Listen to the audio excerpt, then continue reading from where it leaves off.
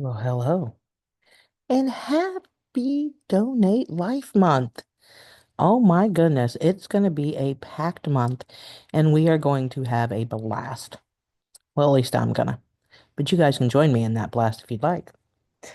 Me and my husband kicked off this Donate Life Month.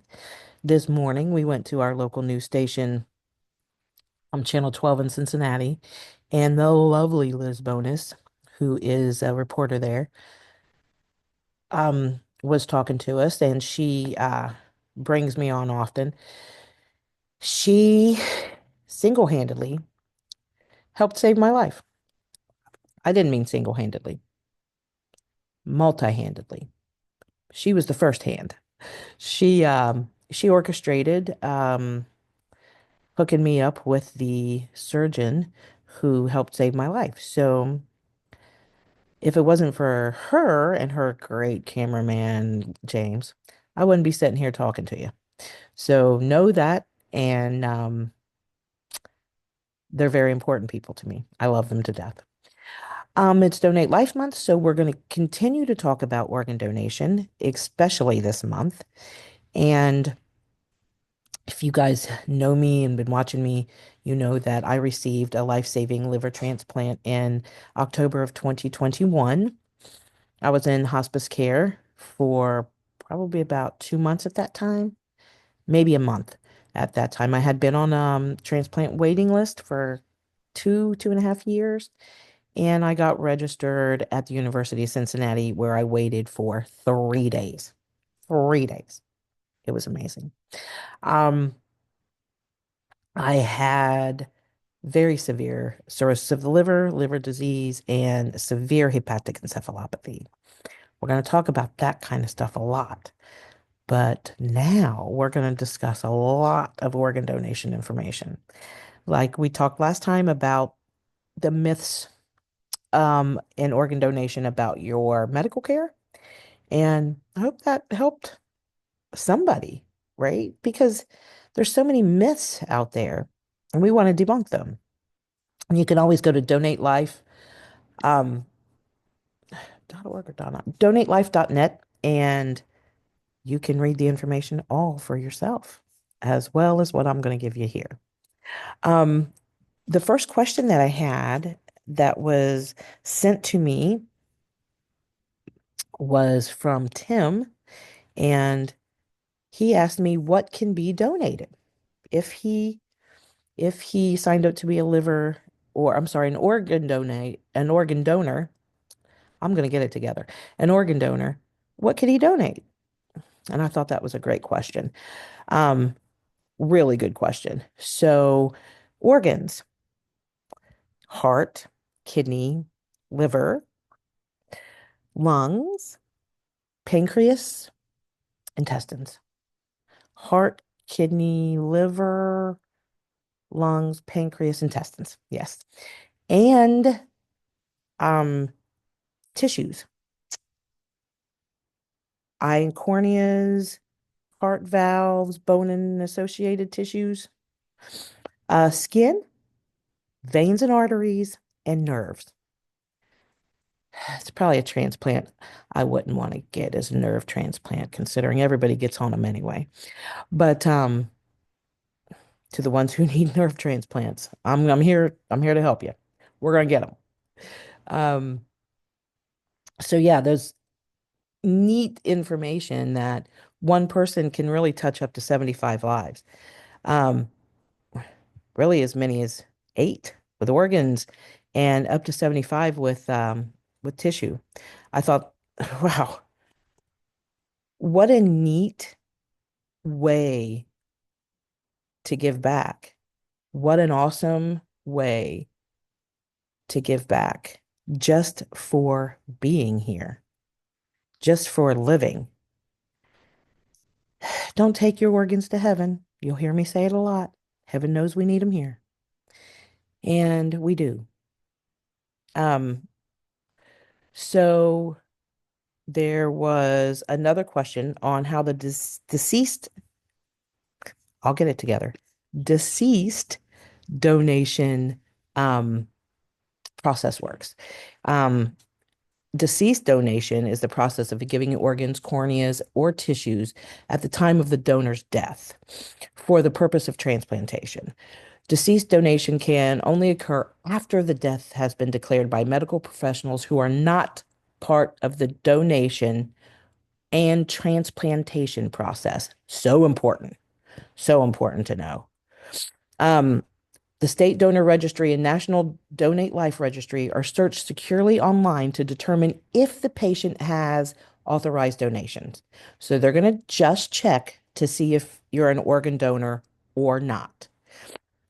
If the potential donor is not found in a registry, so they haven't said yes, um, their next of kin or legally authorized representation, um, representative, same thing, right? Um, are offered the opportunity to authorize the donation. So if something happens, um, uh, to your next of kin or somebody you're really close to, and they hadn't necessarily said yes for one reason or another, we don't know, but maybe they didn't know, uh, then the next of kin can step up and say yes, of course, save as many people as you can. Um, what a blessing. What an amazing gift.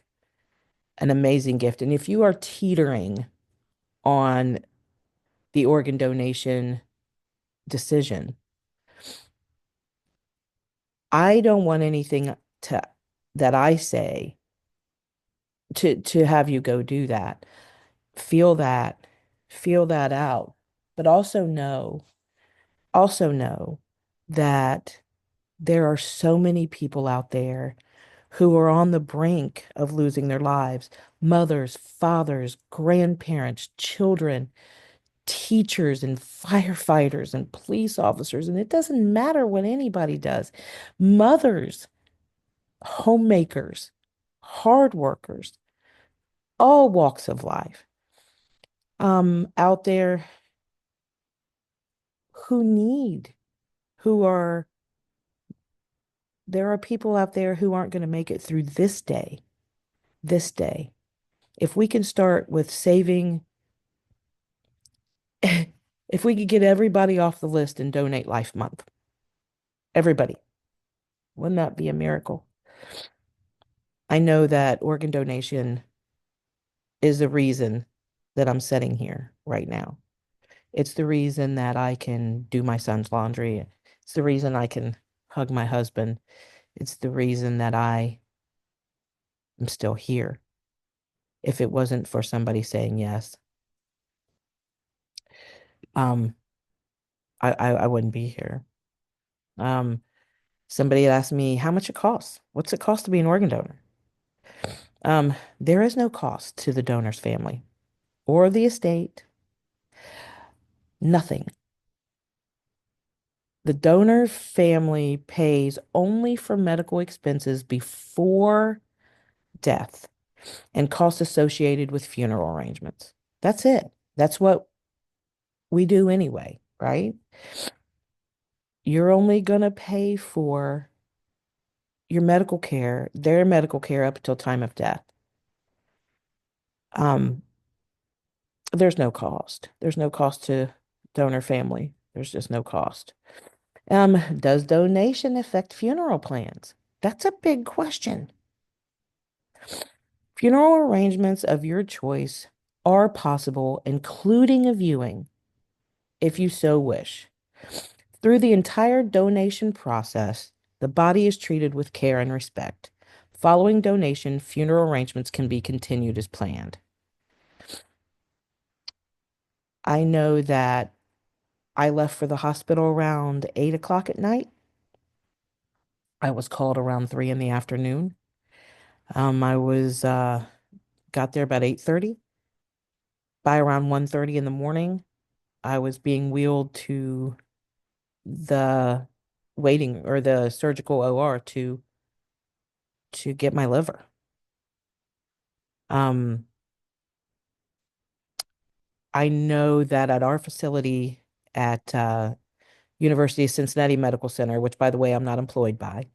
Um, we now have a liver pump and it keeps the liver viable until a donor can get there. So when I was on the list, I had to stay 4 hours from my um from the hospital. I had to be within 4 hours. So if I was called, I was close enough to the hospital to get there. And that's no longer the case at our facility. I call it my facility. It's where I got transplanted, the University of Cincinnati. I just love them there. And that's not even in it. Distance isn't that much of an issue anymore, considering they now have the machine that'll keep a liver viable. I don't know how long that's for. I'll find out. Um, of course, we don't want to be that far. We want to stay close to our facility if we're on the list, because the call could come at any time. Um, so I just want to come on here and throw a little push for the first day of Donate Life Month. And we're going to be coming on and doing so much fun. We had the newscast this morning. I'll be putting that here when it's aired, by the way. Tomorrow we have the flag raising, the Donate Life flag raising, and I'll be speaking at that, and I'll put that on here as well. We have another flag raising. I've got my interview at the end of this month. Um, Close to the end. So much happening this month, and I'm so excited. Look, if just one of you, let's make it 100. Let's make it 100 an hour if we can. But if you're an organ donor, just throw a comment that just says I'm an organ donor at the bottom. And if you go to the registry today and you sign up to be an organ donor, please put that under here. Please put in the comments I signed up today. Oh my gosh, how amazing would it be for me to go to bed tonight knowing that somebody signed up to be an organ donor because of maybe something that I said or a video, a meme, something. It it's such a blessing to receive the gift of life. I just want everybody that's on that list off of it, off of it. Happy Donate Life Month, everyone, and I'll be back soon. Watch for more. And if you have any questions, throw them down here in the comments and I'll be sure to get back with you. Anything you really want me to talk about, anything you really want me to discuss, if you're interested in coming on the show, get a hold of me. If you've been transplanted, if you're on the list, um, if you've just been diagnosed, if you have any questions on liver disease, I'm not a medical professional. However, I have been there. I've been transplanted, so I'm well aware of how that goes.